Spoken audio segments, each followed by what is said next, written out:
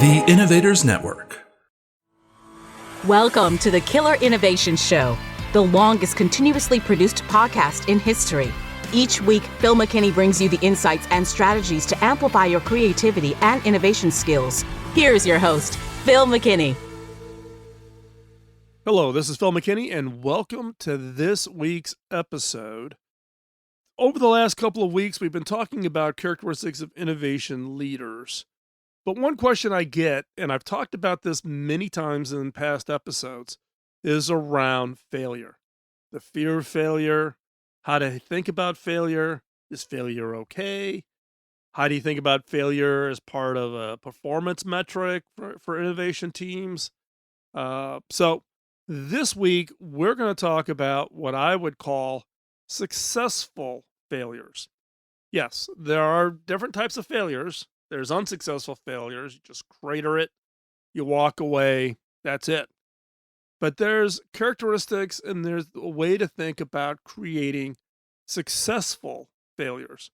And failures are basically the end result of experiments. Not all experiments are going to work out. Not every idea you come up with from an innovation perspective is going to crush it. You're not going to hit that grand slam home run, bottom of the ninth in the World Series to win it all.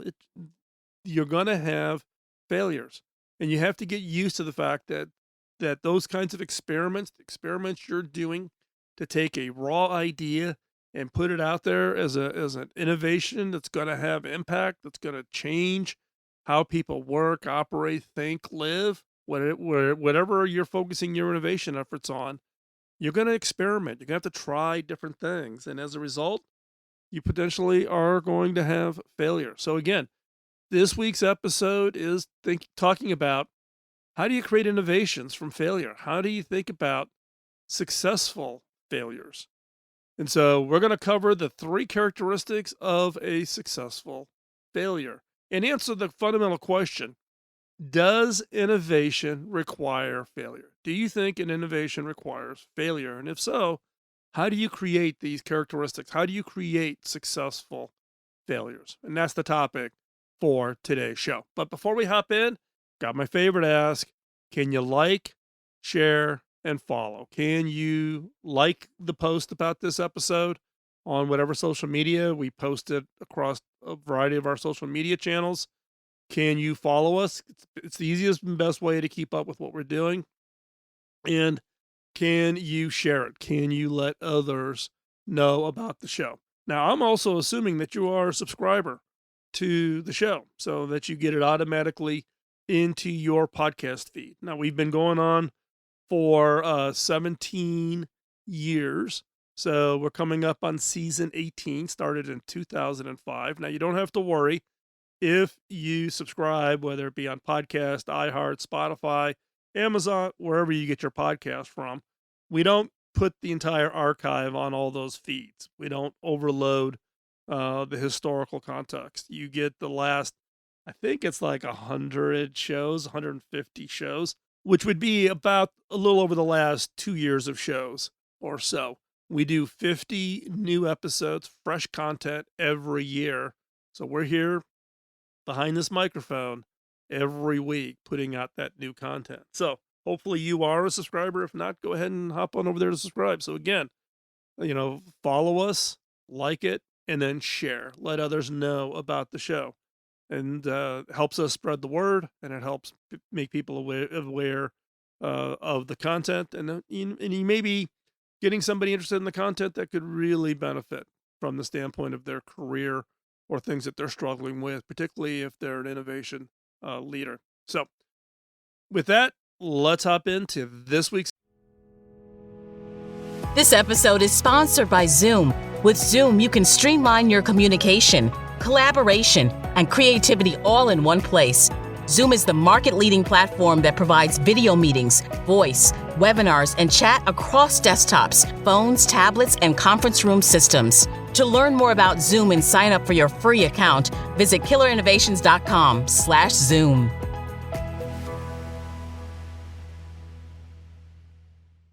Episode.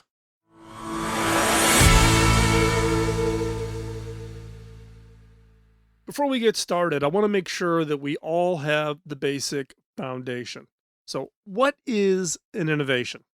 My definition of innovation is an idea that is made real. It can be as simple as a new way to solve an age old problem, or it might involve developing something entirely new from scratch. Innovation's all about seeing opportunities that others don't see and then seizing them with creativity and hard work and a lot of frustration. Innovators are a special breed of people who refuse to accept that things cannot change for the better. But there are no guarantees that your idea will work and become a successful innovation. Creating a successful innovation requires experimentation. With experimentation comes the risk of failure. Now, let's be clear, failure is not a negative. It teaches valuable lessons about what works and what doesn't work.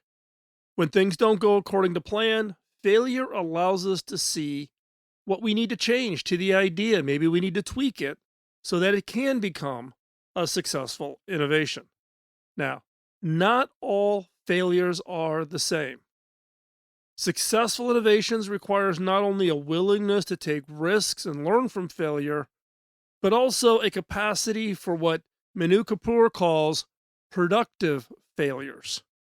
Productive failures are the things that don't work out in your favor, but which reveal something new about how the world works or how your problem is viewed, or revealing something more about the problem that you're trying to solve. They're crucial to innovation because they help us think outside the box and expand our perspective. This is an opportunity for true insight. To experience productive failure, you have to fail successfully. Now, it's not always easy to tell if something is a success or a failure, but there are 3 characteristics that can help you figure out if you are able to create successful failures. So, what are these 3 characteristics? Number 1, effort. Did you put your all into this project? Now, let's be clearly honest here. Innovation requires a lot of hard work, a lot of patience, a lot of frustration, and possibly multiple times through a project, you're ready to throw the towel in and call it quits. A true innovator struggles through this uncertainty without giving up hope while holding on to the belief that they can succeed. Now, innovation is about perseverance, and without it, an innovation project will not get off the ground or come to fruition. The innovator must have a strong sense of commitment, even when others give up hope. Now, in my own personal example, in this case of just being able to stick with it, many years ago, this is probably back in the late 80s, mid to late 80s, I was the CEO of a supercomputer company called Terraplex, based out of Urbana-Champaign, Illinois. It was a technology that had originally been developed at U of I, and we spun it out into a separate company, and I was recruited to be the CEO. Now, this is all, extremely high risk. It was a new microprocessor design, and let's not forget about what the late 80s was like in startups. It was still tough to get and raise money. We were in an economic recession at the time, so there was tough economic times. But those working on the project were absolutely convinced that we could transform computing architecture. This particular technology around Terraplex is a new processor technology called MISC, or Minimal Instruction Set Computing. It basically took what was an Intel processor and all the other processors out there that had very complex instruction sets and broke them down into just a handful of instructions that would allow it to mimic any other processor. You could execute any code from any other computer on this processor. So we designed the processor, We modeled it. We proved out its capabilities, but we were facing some tough economic times, and we were, basically a handful of people, less than six, in Urbana-Champaign, Illinois, trying to change the world. And again, we didn't lack for energy. We did not lack for belief and hope. Now, the real problem though is that we did ignore some of the signs, the challenging economic times, the the ability to raise investors. Why were the investors not willing to put money in? And at that time, we had a little bit of arrogance. Our view is, oh, they just don't get it. They don't understand processors. They don't see the future. They are risk averse. We could come up with 10,000 reasons as to why our plan was perfect and they just did not get it. We didn't really listen. We really didn't look at it differently. It took us a long time to finally realize that what we were doing was great work. But as I've said many times on this show, the difference between a good idea and an absolutely great idea is typically not about the idea. It is about the timing. We couldn't get institutional investors willing to fund because we were in an economic recession. We were not based in Silicon Valley. We were attacking fundamental thinking around what processor designs should look like. A number of VCs had us come out, and we had to present to professors at Berkeley and at Stanford our designs as part of their due diligence effort. The professors are like, no, this will never work, etc. We did get one venture capitalist, Gary Morgenthaler from Morgenthaler Ventures, came out. He actually flew out to Urbana-Champaign. I think the only reason Gary came out to actually give us any of the time was his Morgenthaler Ventures was actually started by his father back in the 50s out of Cleveland, Ohio. And it was one of the very early stage Midwest venture capital firms. So, albeit Gary was based in Silicon Valley, he was willing to come to the Midwest because of his family roots, his history, his father, etc. And Gary came and spent 2 days with us looking at what we were doing and etc. So at this point, we were basically being funded by angel investors, high net worth individuals throughout central Illinois, Indiana, going into Iowa. These were like, one gentleman ran the local Caterpillar dealership. We had bankers who are putting their own private money in out of Chicago. We had high net worth individuals out of Chicago putting money in, and that was what was funding the Terraplex work. But at some point, angel investors are going to throw the towel in. While we still believed in it, we were truly going to see this through. We believed in it. We believed in the architecture. We believed that this was going to transform computing. But when the angel investors threw the towel in, that was kind of the nail in the coffin. You have to kind of step back. So what did we do? We actually bundled up all of our work on the MISC processor and bundled it up into a technology licensing bundle and went about trying to find a buyer, a licensor of the MISC architecture. And we were successful. So Atmel Corporation out of Silicon Valley was very interested in the processor. They took the intellectual property and licensed it and embedded portions of it into existing processor designs that they had underway. That we got some press on it. Business Week did a big article on what we were doing at Terraplex and the MISC processors and etc. But in the end, the question here being, the first of the three characteristics is, did you put your all into this project? In the case of Terraplex, I can tell you, we left nothing off. We did everything. We put it all onto the field. We competed. We worked hard. We had a great team. We had a belief in it, and again, I think the if I was maybe had a little bit more experience. Keep in mind this was in the mid to late '80s. Probably would have pivoted and taken the basic architecture and broke it down. So I'm a big believer nowadays of this crawl, walk, run. Break your project down, do it in small pieces, deliver value early. Don't try to just take one big giant leap to change the world. But did I put everything into this project? You betcha. The second characteristic on successful failures is perspective. What does the experience teach you about what will work and what won't work? Failure is inherently full of lessons. Some of the most traditional, I should have done this instead. More often, though, you can look back with pride on the time you learned something important about yourself.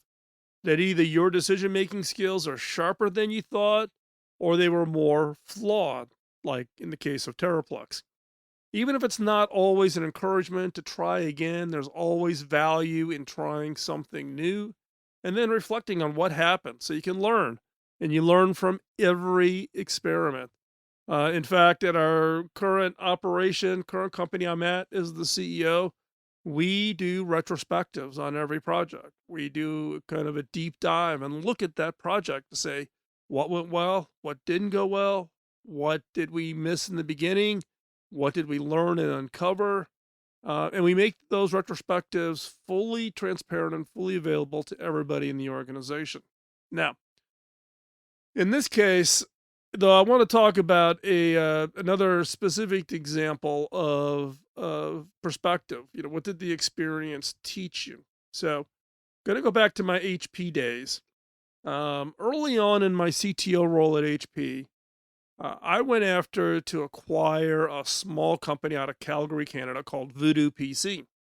Now, for those of you who are into the PC world, particularly into the gaming world, you may recall Voodoo PC. Very, very high end laptops, desktops, gaming rigs, very high performance. They consistently won the shootouts from the major magazines on overall performance.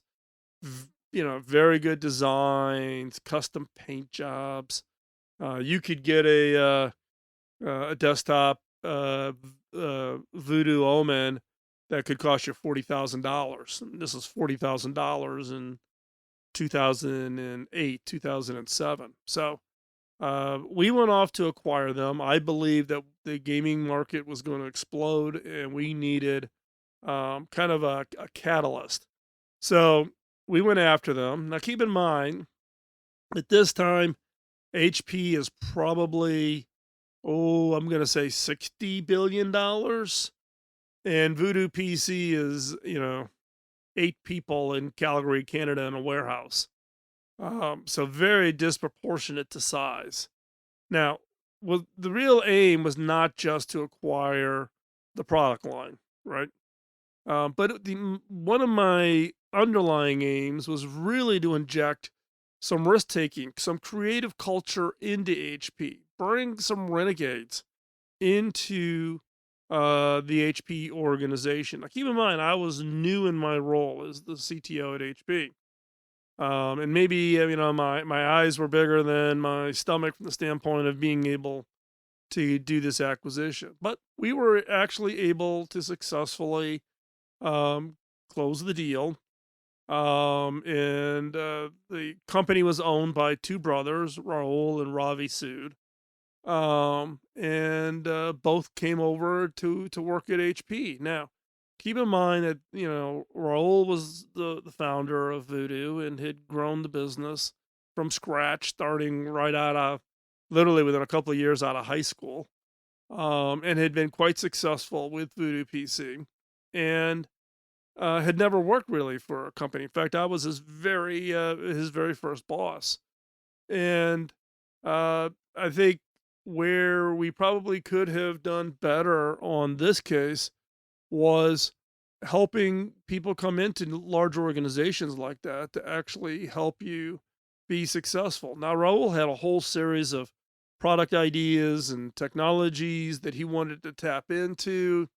And, through this process, um, uncovered and learned what are some of those opportunities, what are those perspectives that you gain when doing these kinds of efforts, where think of it as almost like a co-innovation project between a very large corporation and a very small startup. HP is all about scale.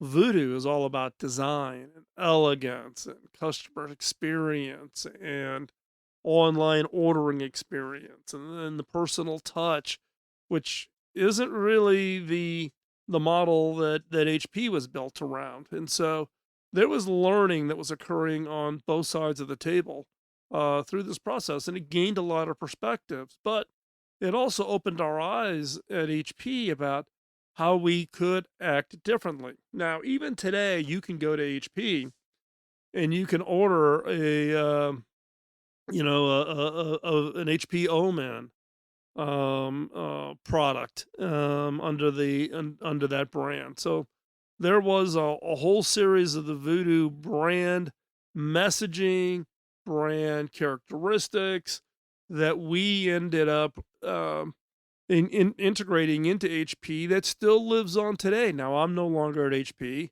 Raul left HP, went on to found Microsoft Ventures, and then left Microsoft to become the CEO at Unicorn, which is an on-game betting platform for esports. He just sold that, and now he's actually just received, his first $5 million investment round from companies like Andreessen Horowitz to fund his next company, which again is I guess best way to describe it is a living blockchain gaming platform. And even though none of us are there, the Voodoo influence at HP still lives. We learned that it wasn't just about the technology, the perspective we gained, the experience that we gathered from this effort of a big company acquiring this little dinky little company was understanding the customer differently, understanding the brand experience and how important that brand experience was.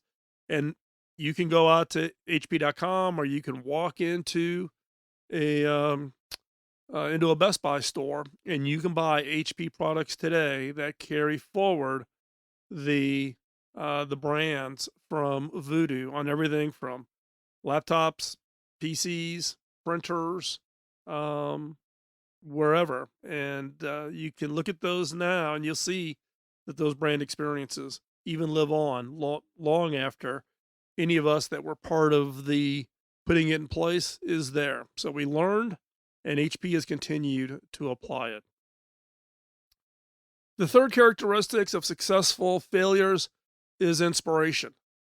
Does this new understanding inspire an entirely different idea than before? Did something spark out of this that became something totally new?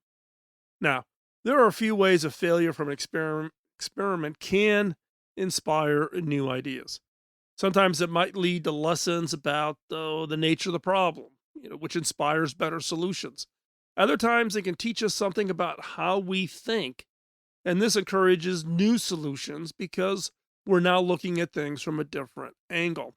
Now, in my own history, the example the story I wanted to share was around a company that I was part of. This would have been 1984, 85. I've talked about this in some previous shows, and that is ThumbScan.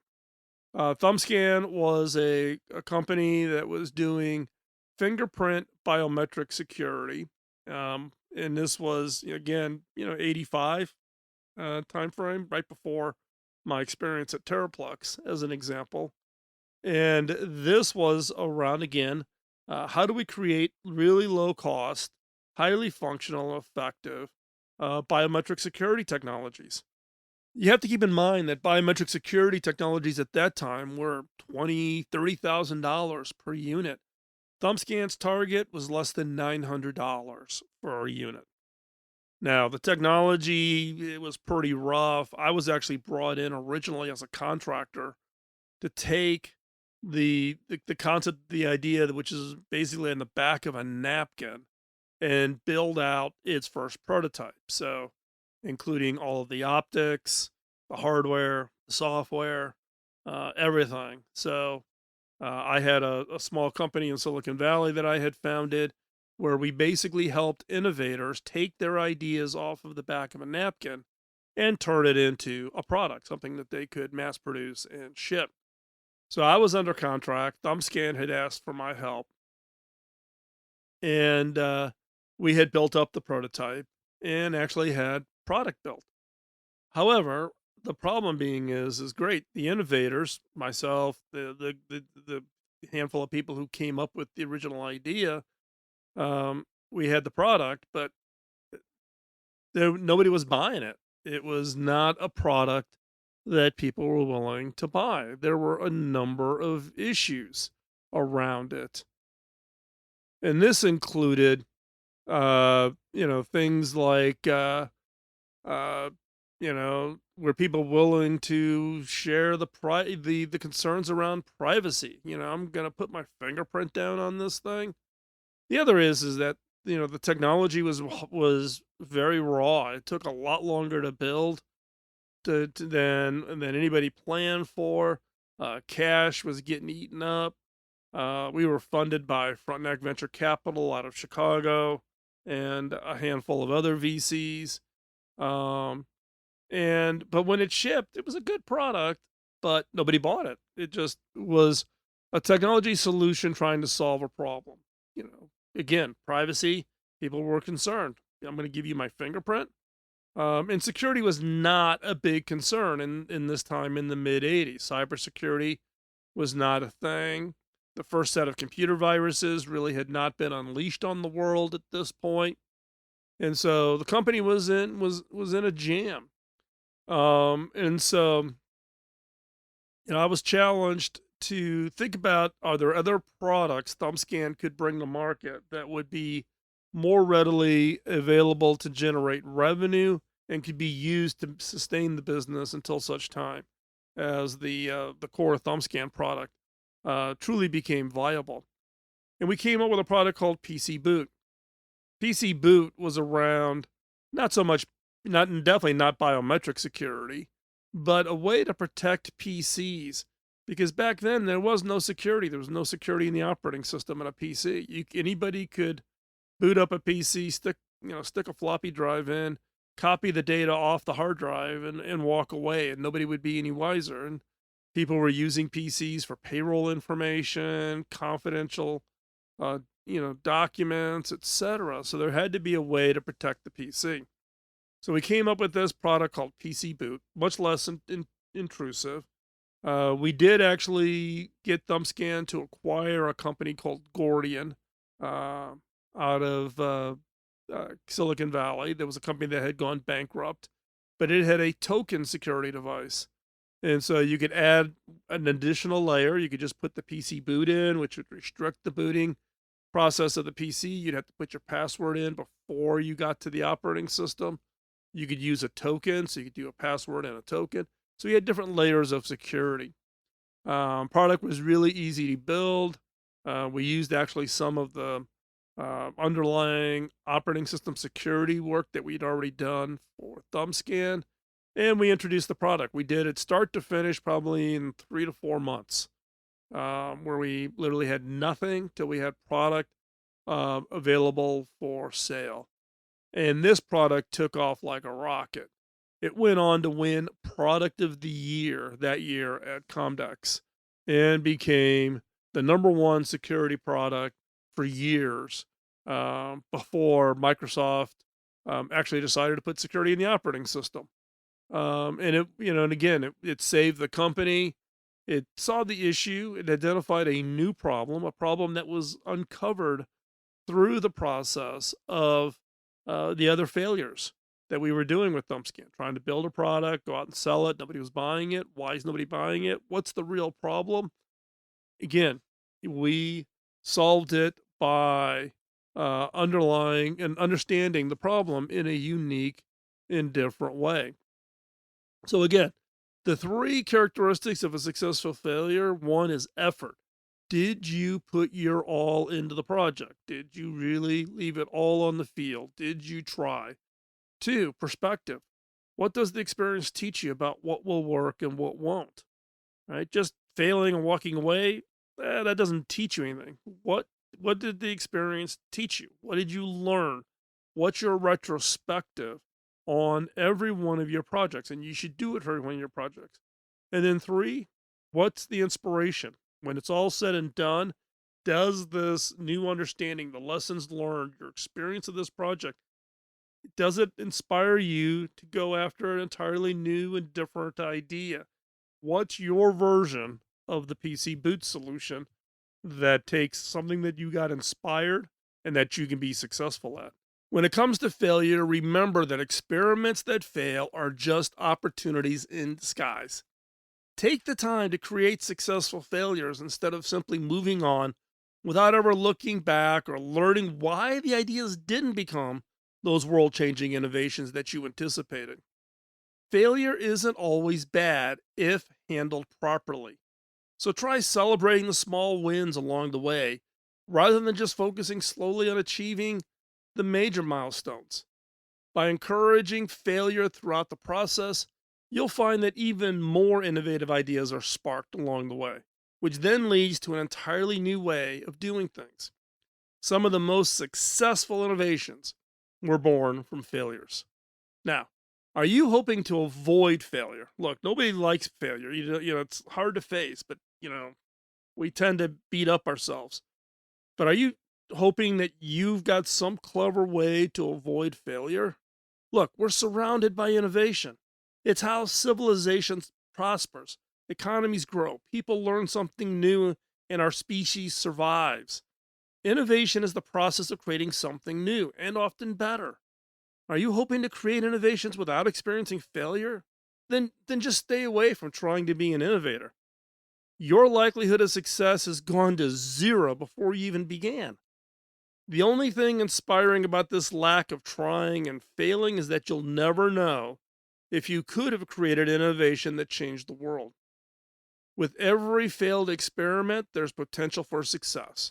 But when you walk away from even trying out of fear of failure, you'll never know what could have been. The key to innovation is learning from failures. Without failure, there's no learning, no growth, no correction to the original idea, or to the path that should have been considered to successfully transform that idea into a world-changing innovation. As stated before, experiments fail. Face it. Part of what innovation is all about is being creative and experimenting with new ideas. But you can't do this unless you're willing to try and fail. So yes, successful innovations require successful failures.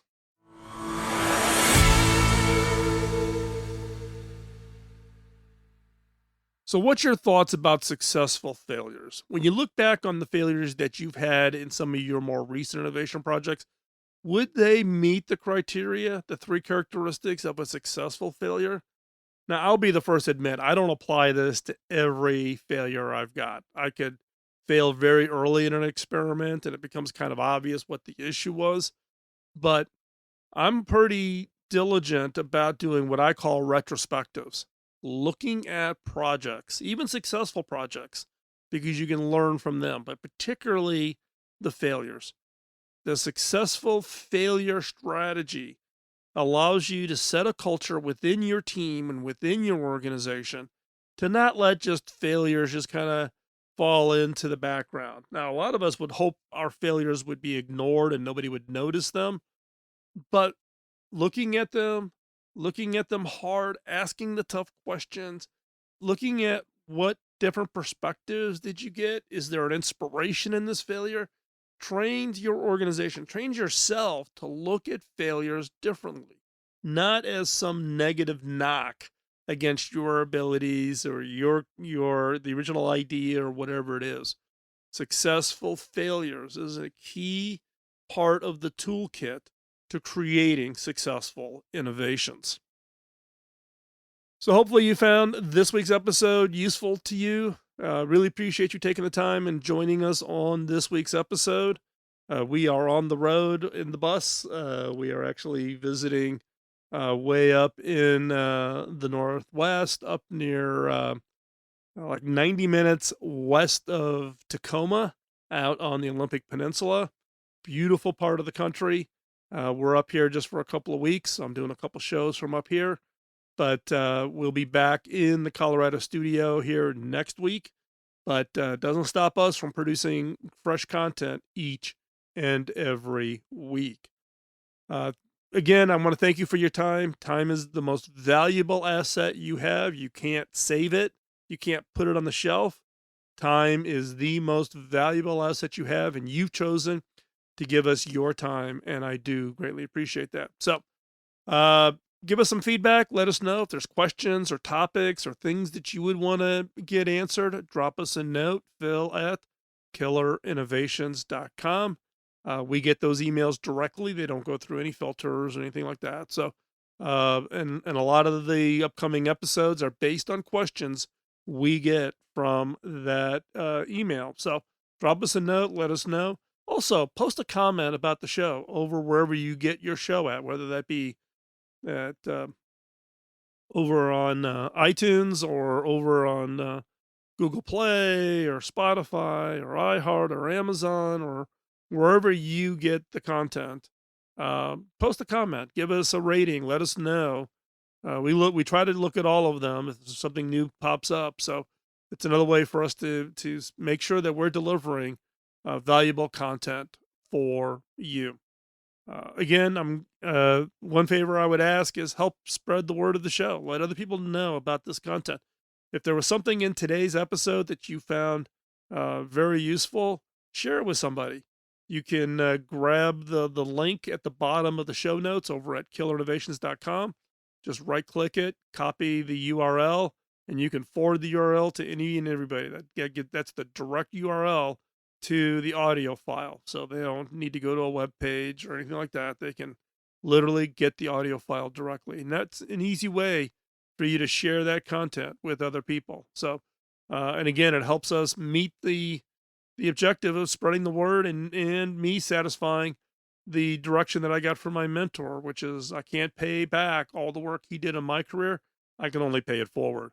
And my way of paying it forward is having work in producing this content now for over 17 years and making that content freely available to any and all who might find it beneficial and insightful as you are working on your own journey around innovation and creativity. And with that, we will talk to you next week. Bye-bye. Podcasting nonstop since 2005, this has been the Killer Innovation Show on the Innovators Network. This show is distributed by the Innovators Network. For more information and other great shows and content, visit theinnovators.network.